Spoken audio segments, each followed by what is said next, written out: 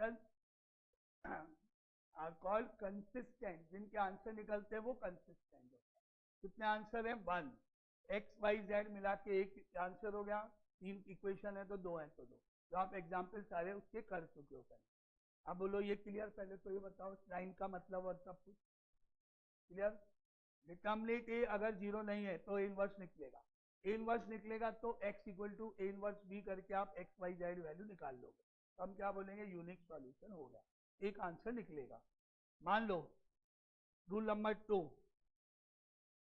If determinant of A equal to 0, अगर determinant A 0 आ गया तो इनवर्स तो नहीं निकाल सकते अब अपन, तो हम क्या निकालेंगे? Then we find adjoint of A multiply by B।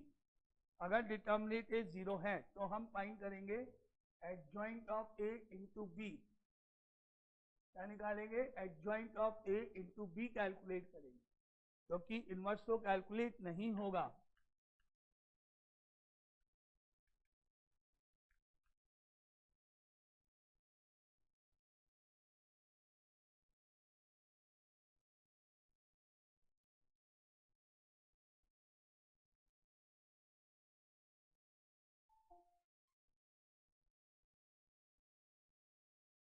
अगर डिटर्मिनेंट 0 है तो हम कैलकुलेट करेंगे adjoint ऑफ टू बी, ये निकालेंगे हम।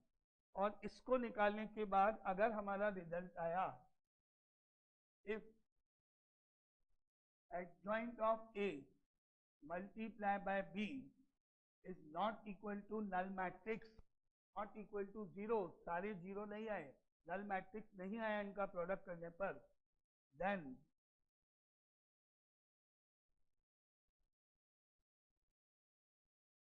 the system of equations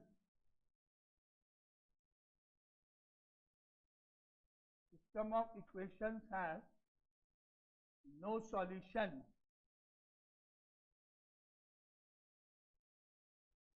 no solution। तो हम बोलेंगे इक्वेशंस के सॉल्यूशन नहीं निकलेंगे, no answer, no X no Y, कोई भी आंसर पॉसिबल नहीं है, no solution. Is called inconsistent. जिनका आंसर फाइंड नहीं होगा उसको बोलते हैं इनकंसिस्टेंट। आपने 10th में पढ़ा था लीनियर इक्वेशन इन 2 वेरिएबल्स, जिसमें 3 तरह के सॉल्यूशन पढ़े थे। पहला unique solution, if a1 upon a2 is not equal to b1 upon b2, फिर no solution, if a1 upon a2 is equal to b1 upon b2 but not equal to c1 upon c2, और फिर infinite solution जब तीनों equal आ जाए। था कि नहीं? Unique solution और इनफाइनाइट सॉल्यूशन के केस में कंसिस्टेंट, उनके आंसर निकलते हैं, चाहे वो एक निकले चाहे बहुत सारे, और जिनके आंसर फाइंड नहीं तो बोलते हैं इनकंसिस्टेंट। बोला था 10th में, वही रूल यहाँ पर है। तो आपने एडजॉइंट ऑफ ए और इंटू बी निकाला, अगर वो नल मैट्रिक्स नहीं आता है, सारे 0 नहीं आते हैं, तो हम बोलेंगे कि वह जो इक्वेशंस हैं वो इनकंसिस्टेंट है और आंसर नहीं निकलेगा, no solution, no X no Y. तीसरा रूल, इसके पास दूसरा पार्ट है इसका, if adjoint of A multiply by B is equal to null matrix, is equal to null matrix, सारे 0 आ गए, the system of equations is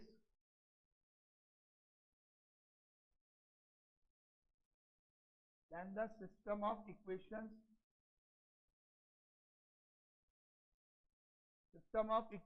have infinite solutions, have infinite many solutions,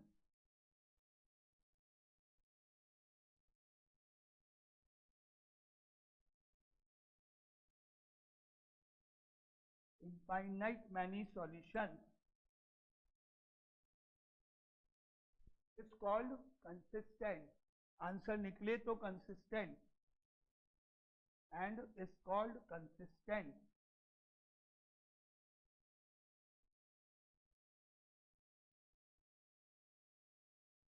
ये आपको याद रखने हैं रूल्स। वैसे हमारे कोर्स में अप्लाइड मैथ्स में केवल यूनिक सॉल्यूशन ही है, यानी आपसे नो सॉल्यूशन या इनफाइनाइट सॉल्यूशन नहीं पूछा जाता है। लेकिन अगर बाई चांस आता है तो आपको रूल याद रखने हैं, कोई ज़्यादा ऐसा नहीं है कि आप नहीं कर सकते हो, ईजी है। क्योंकि डिटर्मिनेट है तो निकालना ही पड़ेगा, इक्वेशन सॉल्व करनी है तो। अगर जीरो आ गया तो फिर आपको दो ये रूल्स याद रखने हैं कि adjoint of A into B निकालेंगे, नल मैट्रिक्स नहीं आया तो नो सॉल्यूशन, और नल मैट्रिक्स आ गया तो इनफाइनाइट। क्लियर?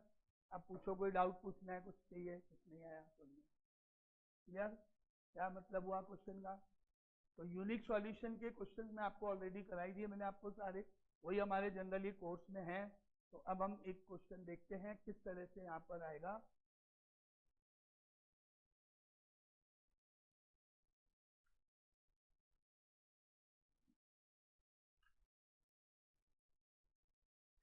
कोर्स में केवल यूनिक सॉल्यूशन ही है, इसलिए आपको पूछा वही जाएगा। बाई चांस अगर कोई क्वेश्चन आता है तो आप इसको अप्लाई कर सकते हो। देखते हैं कोई क्वेश्चन है कि नहीं। नहीं, बस ठीक है। तो आपको केवल ये थ्योरी पार्ट याद रखना और कुछ नहीं। अगर आता है तो आपको कैसे डिसाइड करना है बस ये याद करना है, मतलब ऑब्जेक्टिव में कभी कोई पूछा जाए। क्लियर? आगे चलें, यहाँ तक क्लियर? ओके। तो इक्वेशंस को मैट्रिक्स की हेल्प से सॉल्व करना हो गया। इक्वेशंस को मैट्रिक्स की हेल्प से हम कैसे सॉल्व करते हैं वो हो गया। हो गया। डिटर्मिनेंट को एक्सपेंड करना आपको आता है, 2/2 3/3 आता है, माइनर निकालना आता है, कोफैक्टर निकालना आता है, एडजॉइंट निकालना आता है, इनवर्स निकालना आता है, वो सब आता है। अब आता है यहाँ पर एक प्रॉपर्टीज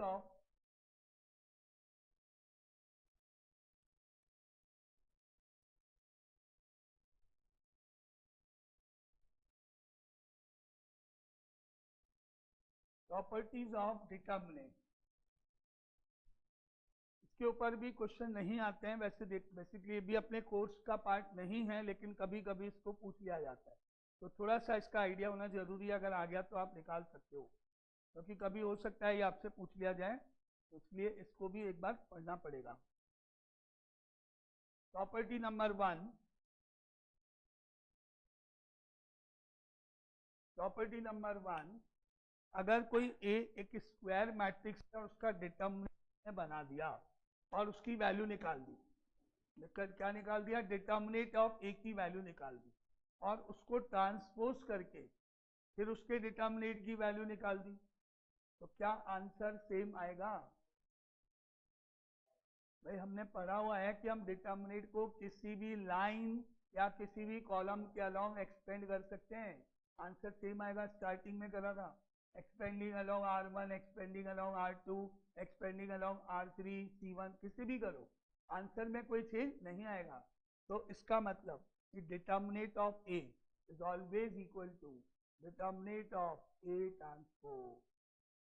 बोलो, किसी मैट्रिक्स के डिटर्मिनेंट की वैल्यू और उसके ट्रांसपोज के डिटर्मिनेंट की वैल्यू हमेशा इक्वल होगी, क्योंकि रूल है ना, हमने देखा ही था वहां पर। तो property number 1, let A B any square matrix, then determinant of A is always equal to determinant of A transpose। समझ में आया? प्रॉपर्टी का मतलब समझ में आया? Clear?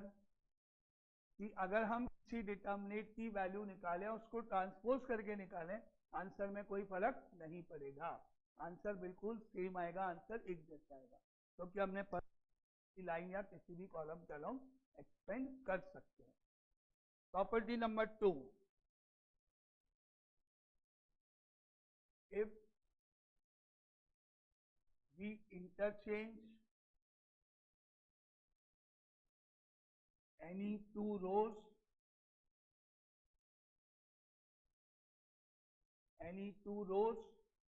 or columns of a determinate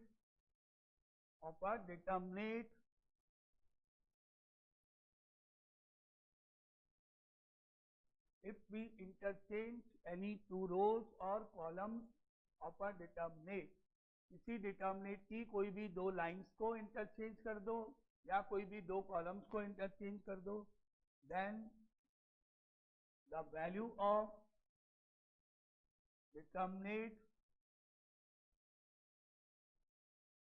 determinate is same, value same रहेगी but sign will be change,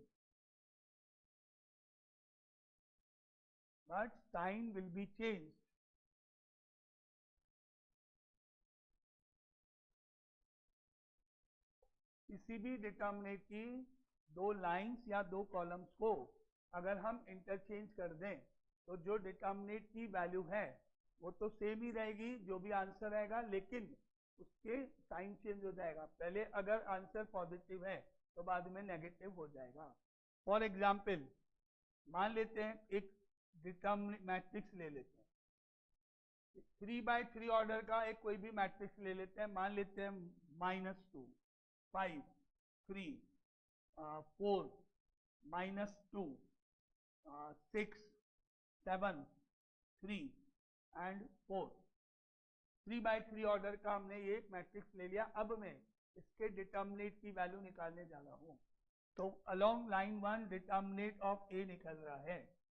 अभी मेरे को बताओ सबको डिटर्मिनेट ए निकालना आता है लाइन 1 के अलोंग? तो पहला नंबर -2 भाग ब्रैकेट में लाइन 1 डिलीट कॉलम 1 डिलीट, ये दोनों इंटू हो रहे हैं -8 और 18 -8 -18 -26 आया। नेक्स्ट नंबर 5 है तो हमको पता है 5 नहीं आएगा, क्या आएगा -5। लाइन 1 डिलीट हो रही है, कॉलम 2 डिलीट हो रहा है, 4 × 4 16 -42 16 -42। तीसरा नंबर है प्लस का 3, थर्ड नंबर प्लस ही रहेगा। लाइन 1 डिलीट हो रही है, कॉलम 3 डिलीट हो रहा है, इन दोनों का प्रोडक्ट 12 और इनका प्लस 14, माइनस की जगह प्लस 12 + 14 है। यहाँ तक समझ में? वापिस मेरे को बता दो डिटर्मिनेट की वैल्यू सबको आती है, ये निकालना आता है लास्ट बार। अब आगे क्या हुआ, ये हो गया प्लस का 52, ये हो गया माइनस का 6 और 26 बचा यहाँ पे, और -26 × -5 प्लस का 5 × 6 30 और 130 हो गया। और यहाँ पर बचा क्या है 26 × 3 कितना हुआ 3 6 18 और 7 78 हो गया। आया समझ में? क्लियर? अब आपने इनको जब प्लस कर दिया तो आंसर हुआ 10, 6 और 3 9 और 7 16 और 2 260 इसका आंसर आया। क्लियर है यहाँ तक? क्लियर? अब मैंने क्या किया, इसको नया डिटर्मिनेट फॉर्म कर दिया। एक डिटर्मिनेट ए बना दिया अपन ने, वैल्यू निकाल दी। अब एक नया डिटर्मिनेट बना रहे हैं जिसमें हम ऐसे लिख रहे हैं R1 मतलब लाइन 1 डबल एरो और R2 मतलब R1 एंड R2 को इंटरचेंज कर दिया जाएगा। पूरा वर्ड में लिखूं तो क्या होगा, interchanging row 1 and row 2। R1 को R2 बना दो, R2 को R1 बना दो। इसको हम शॉर्ट में ऐसे डिनोट करेंगे। मतलब क्या हुआ, R1 और R2 को आपस में इंटरचेंज कर दो। R3 जहाँ है वहाँ रहेगी, R1 R2 इंटरचेंज कर दो और नया डिटर्मिनेट नया मैट्रिक्स बनाने जा रहे हैं। नया सिंबल, इसका मतलब क्या हो रहा है, हम दो लाइंस R1 R2 को इंटरचेंज करने जा रहे हैं। तो क्या होगा, ये -2 5 3 यहाँ आ जाएगा नीचे और ये तीनों नंबर ऊपर चले जाएंगे। तो नया मैट्रिक्स फॉर्म हो जाएगा। इसको मैं नया नंबर दे रहा हूँ, जैसे मान लो B हो गई। अब हमने एक नया मैट्रिक्स बनाया, इस प्रॉपर्टी को यूज करते हुए देखेंगे क्या फर्क पड़ता है उस आंसर में, उसमें अभी पता नहीं। तो हमने यहाँ पर एक मैट्रिक्स B बना दिया। क्या बना दिया, ये लाइन कर दी ऊपर, 4 -2 6 यहाँ कर दिया, -2 5 3 यहाँ कर दिया, 7 3 4 यहाँ कर दिया। यहाँ आ गया? आया समझ में? सिंबल का मतलब समझ में आया सबको? सॉल्व करें, देखें डिटर्मिनेंट बी कितना आएगा।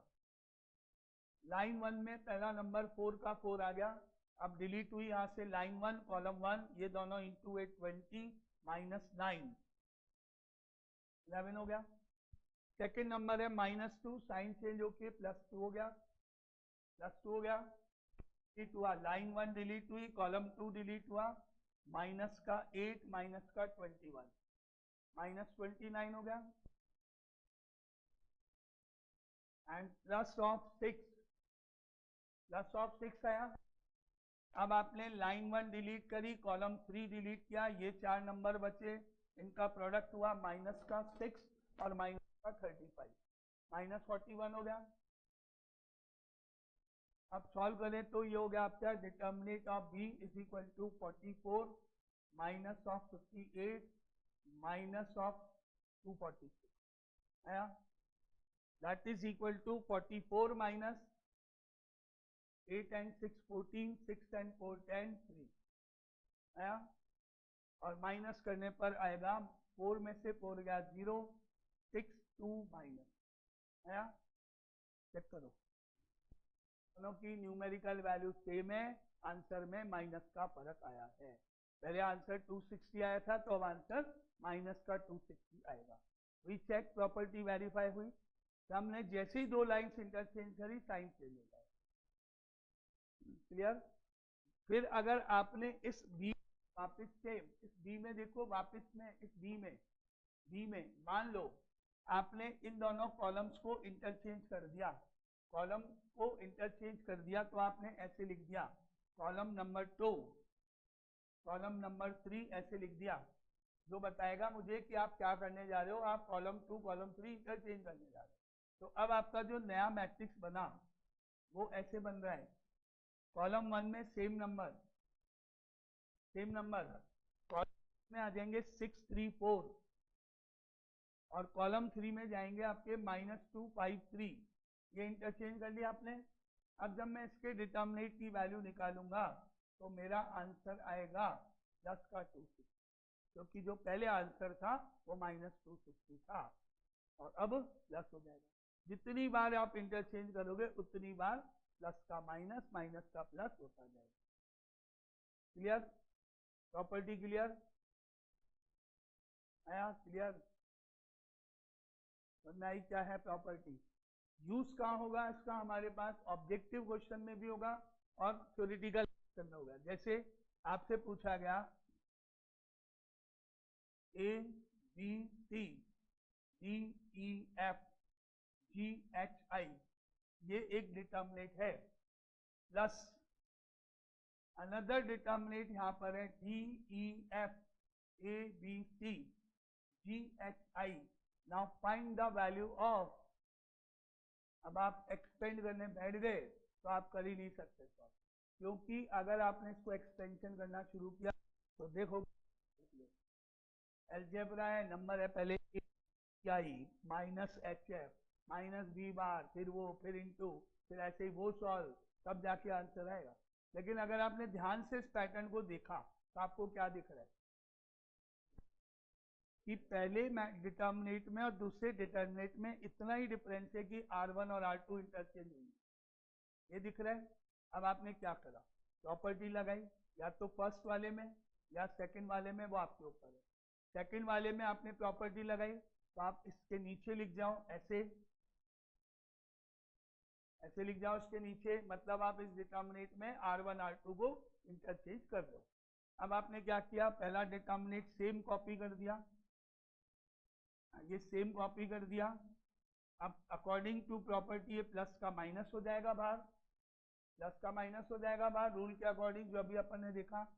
अब ABC आपने ऊपर लगा दिया, DEF आपने यहाँ कर दिया, GHI एज इट इज आपने यहाँ लिख दिया। नाउ आंसर इज 0, बिना सॉल्व किए आंसर इज 0, ऑब्जेक्टिव क्वेश्चन। ऐसे यूज होंगी प्रॉपर्टी, जहाँ आपको प्रॉपर्टी याद रखनी, एक्सपेंशन नहीं करना है। अब इस तरह पूरा कंप्लीट है मेरे हिसाब से। अब आपको जो कुछ पूछना है, कुछ समझ में नहीं आया तो बोलो। क्लियर। जब भी 2 लाइंस या 2 कॉलम इंटरचेंज होंगे, प्लस का माइनस होगा, माइनस का प्लस होगा। एक बार में एक ही काम करना है, बार बार इंटरचेंज करोगे, बार बार प्लस का माइनस, माइनस का प्लस होता है। एक साथ 2 या 3 ऑपरेशन नहीं करेंगे। इंटरचेंज करने का तरीका ऐसे लिखते हैं, ये बताएगा R1 R2 इंटरचेंज हो रहा है, ये बताएगा C2 और C3 ऐसे वहां। पूरा लैंग्वेज में नहीं लिखना है, ऐसे लिखना है। क्लियर? नोट कर लिया? आगे बढ़े। प्रॉपर्टी 3 लिखूं? प्रॉपर्टी 3 चले? क्लियर है? Okay, now property number 3।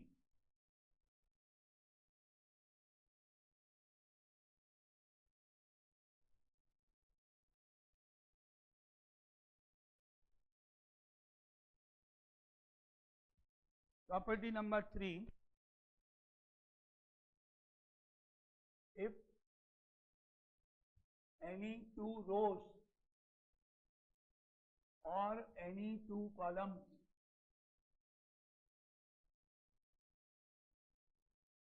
of a determinate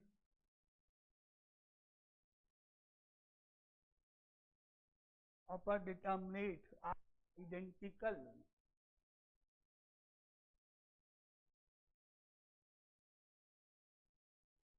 any two rows or any two columns of a determinate are identical, कोई भी दो लाइन्स या कोई भी दो कॉलम्स बिल्कुल एक जैसे हैं, बिल्कुल सेम हैं, then the value of determinate is 0.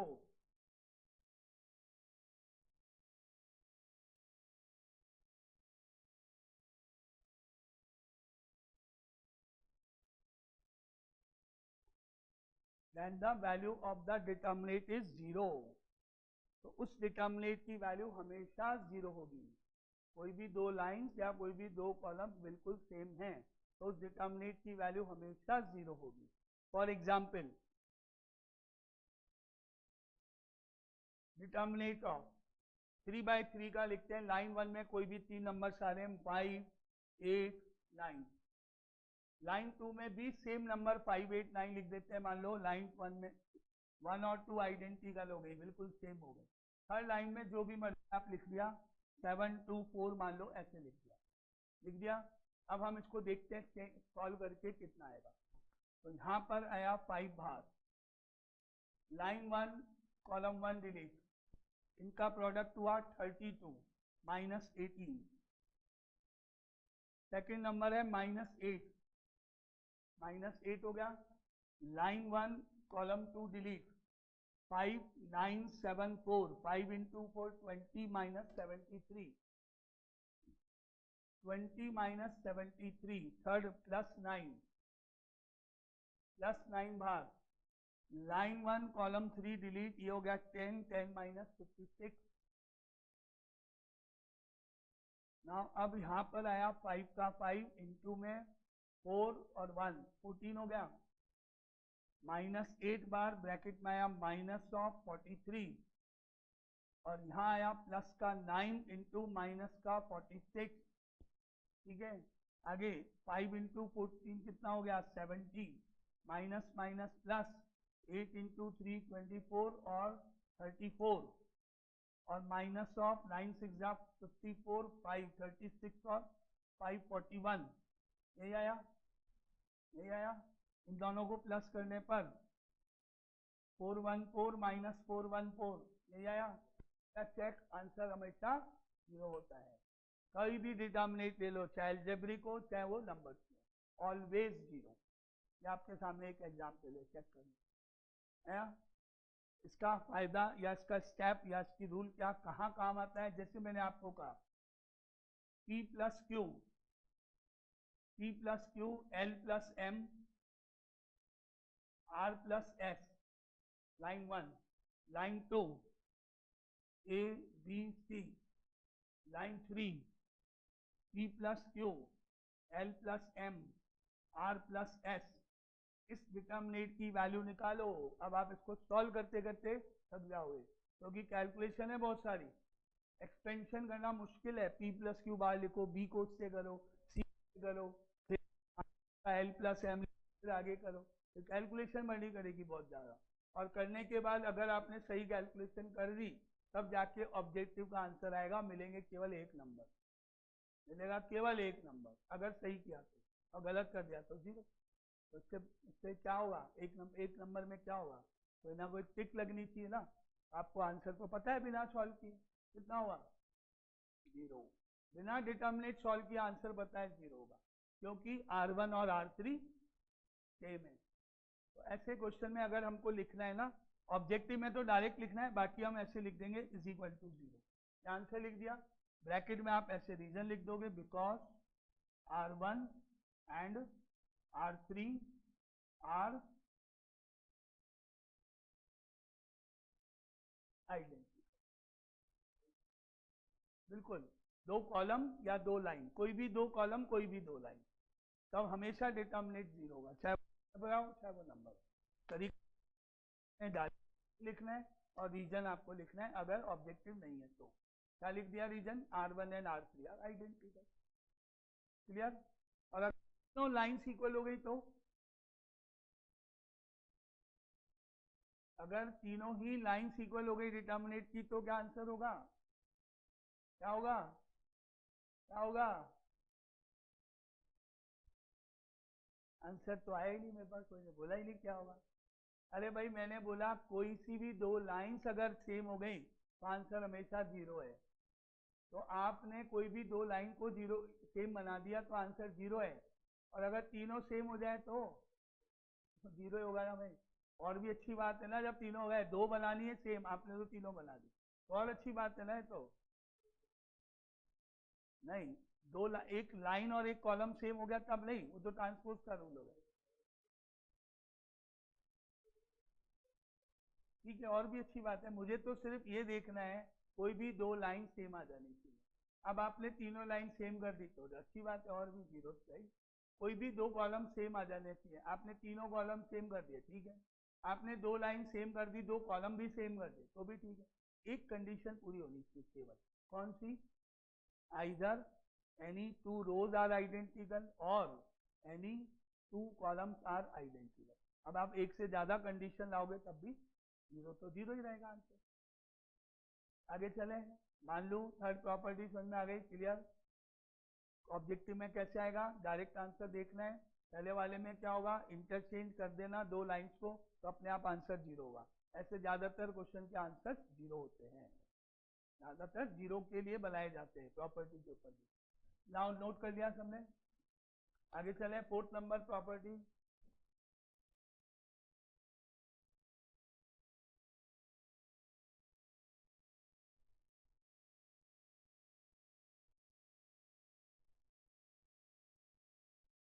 Property number 4,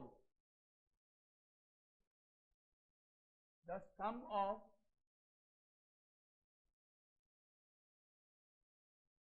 product of elements of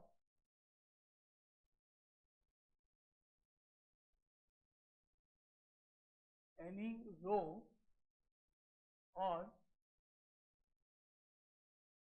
column, the sum of product of elements of any row or column with their corresponding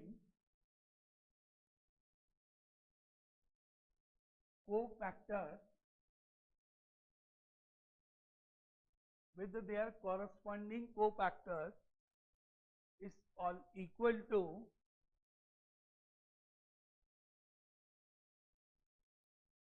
the value of the determinate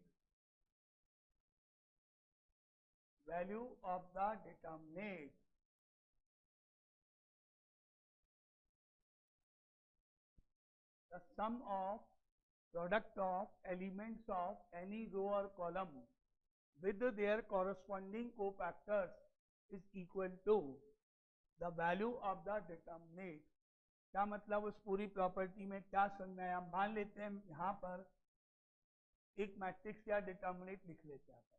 मान लेते हैं line 1 में है 2 -3 1 4 6 -5 7 8 और 2 -2, एक determinate होगा। मैंने क्या बोला है आपको? सबसे पहले आप एलिमेंट्स ऑफ एनी रो, किसी भी रो के या कॉलम के एलिमेंट्स ले लो। मान लो आपने बोला हम थर्ड लाइन यूज करेंगे, थर्ड लाइन के एलिमेंट्स यूज करेंगे, तो थर्ड लाइन के ये तीन एलिमेंट्स हो गए, ये एलिमेंट हो गया थर्ड लाइन फर्स्ट कॉलम, तो मैंने इसका सिंबल लिया A31, ऐसे लिखी मैं ये लिया, और जो एलिमेंट मैंने लिया उसी का कोफैक्टर, अगर एलिमेंट ये है तो इसी का कोफैक्टर निकालोगे आप, और उसको मैंने डिनोट करना है C फॉर कोफैक्टर 31। क्या लिखा है, एलिमेंट्स ऑफ एनी रो, उनका प्रोडक्ट करो, उन एलिमेंट्स को मल्टीप्लाई करो, किससे, विद देयर कॉरस्पॉन्डिंग कोफैक्टर, उनके cofactor, element multiply by cofactor, element into cofactor, element into cofactor, और उसके बाद उनका क्या निकालो, सम। यह आया प्लस, यह आया प्लस। अब आया नेक्स्ट एलिमेंट लाइन का कौन सा है, 8, जिसको हम डिनोट करेंगे A32, third line second column, A32 and C32 आया। फिर हमने लाइन नंबर 3 का थर्ड एलिमेंट लिया A33 और C33, ये एक्सप्रेशन मैंने ऊपर वाले स्टेटमेंट से लिया है। एलिमेंट मैंने अपनी मर्जी से चूज किए, मान लो थर्ड लाइन के, तो कोफैक्टर भी थर्ड लाइन के यूज कर रहे हैं। अब इनकी वैल्यू रख के आंसर देखते हैं कितना आएगा। तो देखें A31 तो कितना हो गया, 7 हो गया। अब आप इसका लाइन को डिलीट करना है, ये कॉलम डिलीट कर कोफैक्टर निकालने का रूल लगाना है। लाइन गई, ये गया, इन दोनों का प्रोडक्ट होगा, प्लस का 15 और माइनस का 6, 9 आ गया। और क्योंकि ये इवन हो रहा है तो चेंज तो नहीं होगा, 9 आ गया। अब आ रहा है A32 दैट इज 8 आ गया। अब लो इसको, लाइन को डिलीट करो, उस कॉलम को डिलीट करो, कोफैक्टर निकालने का रूल, लाइन कॉलम गया, ये दोनों इंटू हो गए -10 और ये दोनों इंटू हो गए -4 -14, तो ये हो गया। लेकिन आपको पता है यहाँ पर 32 होने के कारण +14 लिखना पड़ेगा, साइन चेंज करना पड़ेगा।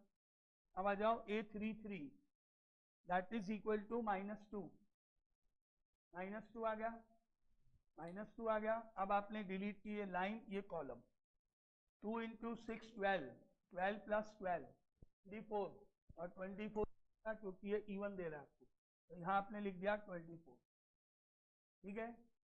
अब आपने यहाँ पर लिखा 7 × 9 63, 8 × 4 32, 112 -48, ठीक है। इनको ऐड किया, 3 और 2 5, 175 -48, 15 - 8 7, 2 और 1, 127 आ गया। इस एक्सप्रेशन की वैल्यू आ गई। अब मैं डिटर्मिनेट की वैल्यू निकालूंगा, जैसे निकालते हैं लाइन 1 को यूज करते हुए, जैसे अपन डिटर्मिनेट निकालते हैं, देखते हैं क्या आएगा। नाउ डिटर्मिनेट ऑफ A, पहला नंबर 2 भाग 1 डिलीट, कॉलम 1 डिलीट का प्रोडक्ट -12 -40, लेकिन +40 हुआ, -12 + का 40, फिर -3 का साइन चेंज हुआ, +3, ठीक के बाद ये लाइन 1 डिलीट, ये कॉलम डिलीट, कितना हुआ -8 + 35, और लास्ट में आ रहा है +1, लाइन 1 कॉलम 3 डिलीट, 282 -42। अब चेक करें ये कितना हो गया, 40 में से 12 गया तो 28 to 56, और यहाँ बचा 27, 27 × 3 81, और यहाँ बचा -10, ये -10 हो गया। ऐड करें 7 और 137 -10 हो गया, यानी 120। चेक करिए, सेम आंसर, यानी उस एक्सप्रेशन का आंसर डिटर्मिनेट की वैल्यू के इक्वल होगा, ऑलवेज ऑलवेज। क्लियर क्लियर, सब पे 2/2 पे भी 3/3, मैं 3/3 इसलिए बता रहा हूँ कि आपको 2/2 तो सॉल्व करना आसान होगा ना, तो आपको पता ही नहीं पड़ेगा, इसलिए 3/3 में ही बता रहा हूँ लगा के, कि सब में लगेगी। अब देखो इसके ऊपर क्वेश्चन कैसा आएगा आपके ऊपर, इस पर आपको बोला जाएगा if A is a square matrix of order 3 such that determinant of A is equal to 9, ये दिया हुआ है।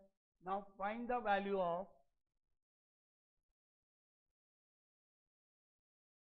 फाइंड द वैल्यू ऑफ, अब क्या बोलेंगे, आपको वैल्यू फाइंड कर लेंगे। Find the value of, suppose करो A 21 C21 plus A22 C22 plus A23 C23। अब आप ढूंढते रहो आंसर कहाँ है, कैसे है, क्या है, आपको कुछ पता ही नहीं पड़ेगा, क्योंकि डिटर्मिनेंट तो है ही नहीं और एलिमेंट्स तो है ही नहीं। तो एलिमेंट्स नहीं है तो कोफैक्टर कहाँ से लाओगे, कोफैक्टर कहाँ से लाओगे, तो आप कैसे निकालोगे इसको, बस निकालने की जरूरत क्या है, आंसर तो सामने क्वेश्चन में ही है।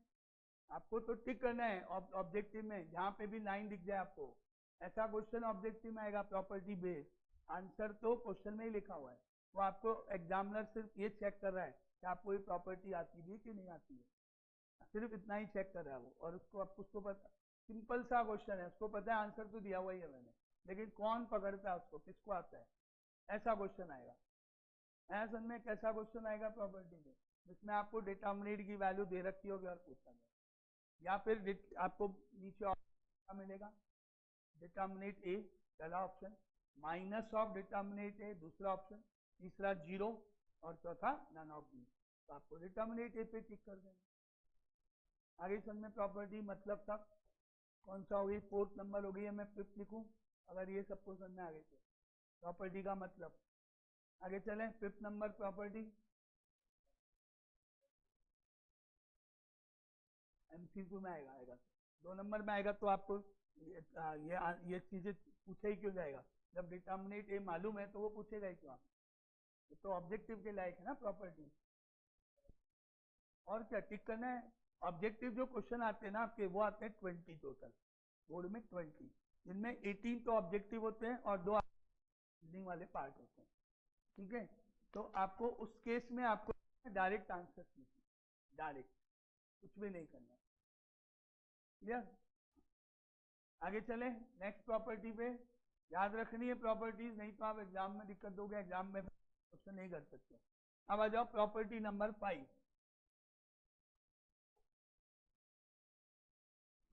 a sum of product of elements of any row or column with the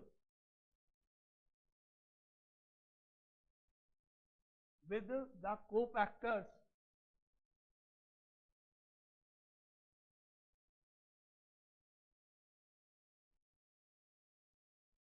with the corresponding cofactors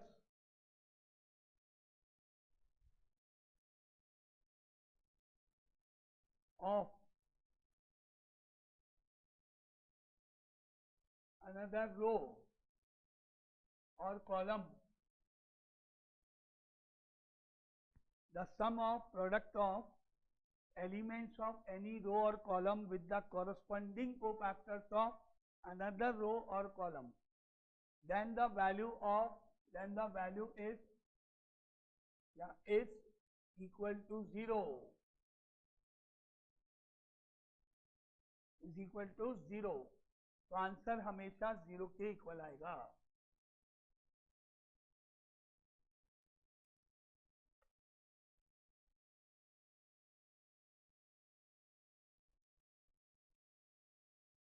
answer हमेशा 0 के इक्वल आएगा, यानी आपने इस लाइन नंबर 2 के एलिमेंट्स को यूज करा और कोफैक्टर आपने यूज करे लाइन नंबर 3 के या लाइन नंबर 1 के।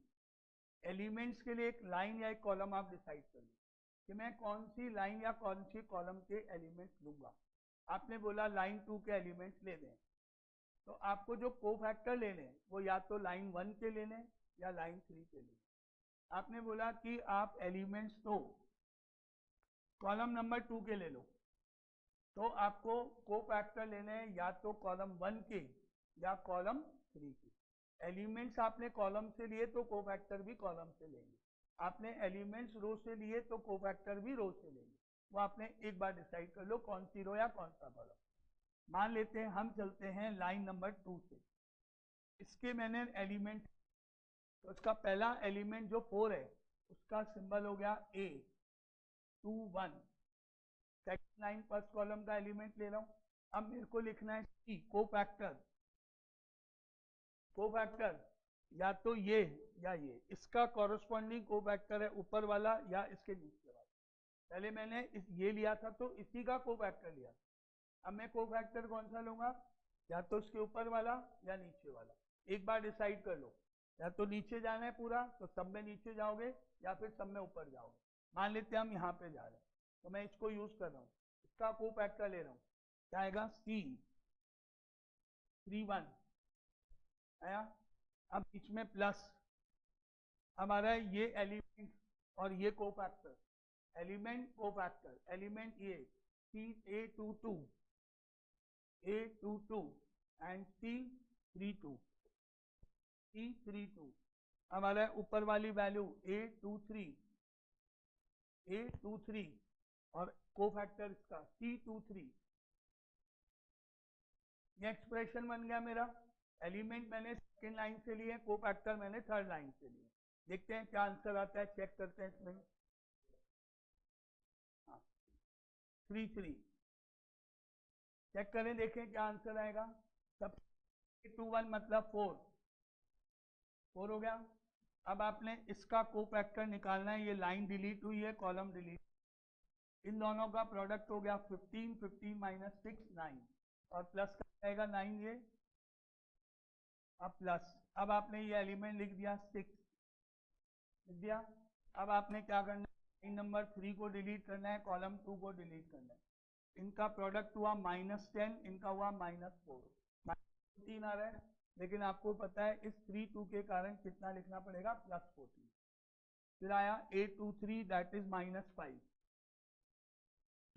हो गया। आपने लिखा 9 को डिलीट किया, इस कॉलम को डिलीट किया, इनका प्रोडक्ट हुआ 12, इनका प्रोडक्ट भी 12 24।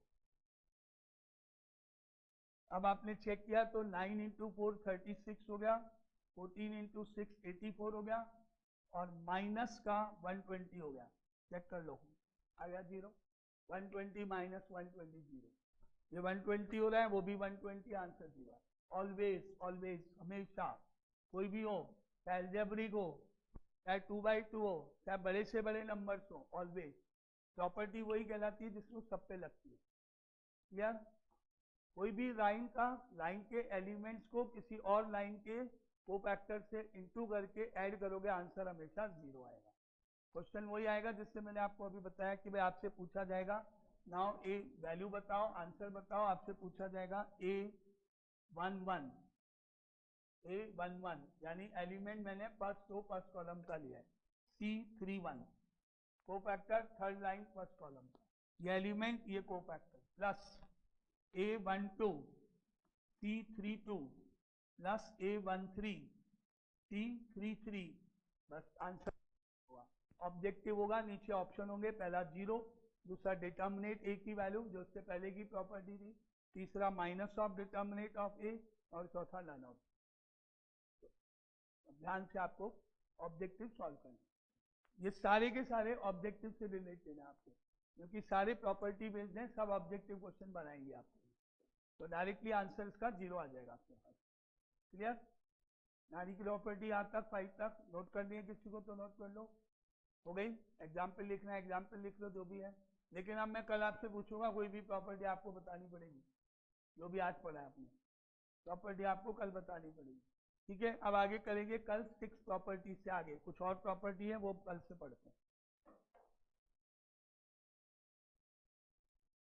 मैट्रिसेस में ऑब्जेक्टिव क्वेश्चंस आते हैं, काफी ऑब्जेक्टिव क्वेश्चंस आते हैं मैट्रिसेस में, तो इसलिए वो अच्छे से प्रॉपर्टी बेस्ड होते हैं, याद होते हैं सारे। अगर आप करोगे तो आ जाएंगे नंबर, कोई दिक्कत ही नहीं, इजी है। 12th में अब एमपीएस में कौन है? एमपीएस में अब तुमको पता है, याद हो तो, एक मतलब मेरे यहाँ जो पढ़ रही थी प्रियल मुंद्रा है 12th में, उसके 99 है अप्लाइड मैथ्स में हाईएस्ट, 99 हाईएस्ट है, फिर 98 97 96 ऐसे हैं। तो पिछली बार 100 थे तुम्हारे एमपीएस के 2 के, अब की बार 99 हाईएस्ट है। ठीक है, अभी तक का रिजल्ट जो है, प्रियल मुंद्रा है वो एमपीएस की है, और तुम जानती हो तो पता नहीं, वो होगी राधिका, राधिका के हैं 97 मैथ्स में।